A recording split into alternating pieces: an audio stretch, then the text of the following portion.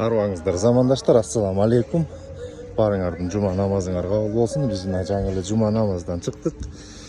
Чыкканда эле мынакей жума намазда чыгып, мечиттин маңдайындагы Бектенова көчөсүнө көз салсак, достор, мынакей толук кандуу реконструкция иштери жүрүп атыптыр. Жол кеңейтилип атыптыр. Бияка толук жаңы асфальт басылат. Мынакей достор, жаңы жакшы жаңылыктардан мынакей ушул. Себеби дегенде биякта мына парковкаларда чоңойткон себеби аркы кинотеатрга да кино көргөнү келгенде көп бияка токтоп атышат. Намазга келгендер да токтоп атышат. Анан буюрса жакын арада да биякта мына биздин бир эстелигибиз ачылат. Ал кимдин эстелиги экенин пек айтпай турайын, сыр бойдон турсун. Ошого жараша ушул жерди толук реконструкция кылып жолдор жасалып атат. Мынакей достор, Каракол өнүгүү жолунда Каракол Лайф менен бирге болобуз. Ушундай жакшы жаңылыктар менен бөлүшүп коеюн дедим.